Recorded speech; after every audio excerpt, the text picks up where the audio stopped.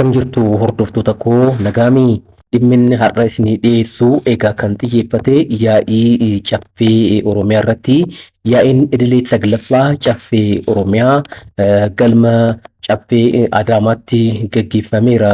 Torban kana egaa yaa'ichi dhimmoota adda addaa irratti kan mari'ate ta'uunsaa ni beekama.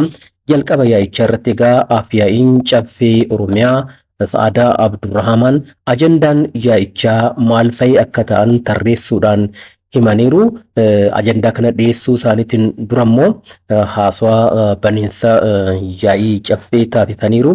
Yaa'ii kanarratti haasawaa seensaa isaan taasisan akka hordoftaniifin isin affeera. Dura irratti garuu ajandaawwan yaa'ii idilee saglaffaa caffee Oromiyaa maal fa'i akka ta'an kan isaan himanin duraansa hordofaa turtii gaarii.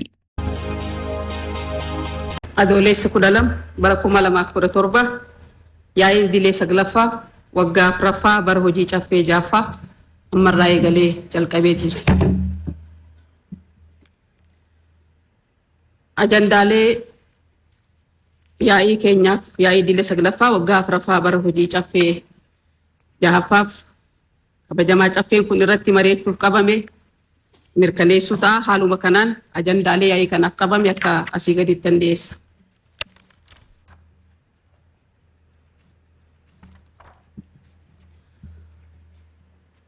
Tokkoffaa ajandaalee yaa'ii idilee saglaffaa waggaa afuraffaa bara hojii caffee jaaffaa mirkaneessuudha. Lammaffaan qaboo yaa'ii idilee saddeettaffaa waggaa afuraffaa bara hojii caffee jaaffaa irratti mari'achuu mirkaneessuu.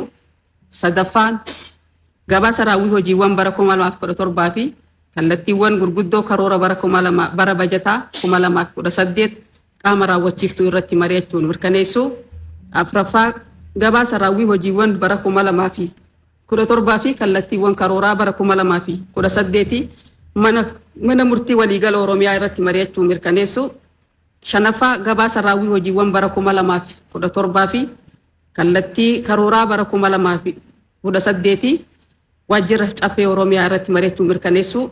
Jahaffaa gabaasa raawwii hojiiwwan bara 2017 fi kallattii karooraa bara 2018 mana hojii oditara muummichaa Oromiyaa irratti mari'achuun mirkaneessuu. Torbaffaa wixinee labsii bajata dabalataa bara 2017 irratti mari'achuun raggaasuu. Saddeettaffaa wixinee labsii bajataa karoora hojiiwwan mootummaa naannoo Oromiyaa bara 2018 raawwachiisuuf qophaa'e irratti mari'achuun raggaasuu. Saglaffaa muudama adda addaa dhiyaatu raggaasuudha. Kabajamtoota miseensota caffee ajandaan yaa'ii idilee saglaffaa keenyaaf qabame kana fakkaata. Hawaasa keessa olee bulee hojjechuun harka tokkoon nageenyaa fi olaantummaa seeraa mirkaneessaa gama biraan misooma itti fufiinsa qabu galmeessuuf seera milkeessuuf karaa tarsiimaa ta'een hojiirra oolchuun jijjiirama qabatamaan akka mul'atu taasisaa jira. Hojii mootummaan ijaarsa nagaa tasgabbii fi haqa lammiilee mirkaneessuuf misoomaa fi tajaajila saffisiisuun hojjechaa jiru. Hirmaannaa uummataan dabaaluun waan barbaachisuuf kabajamaan miseensi caffee keenyaas bakka jirtanitti gahee keessan akka baatan carraa kanaan dhaamuun barbaada.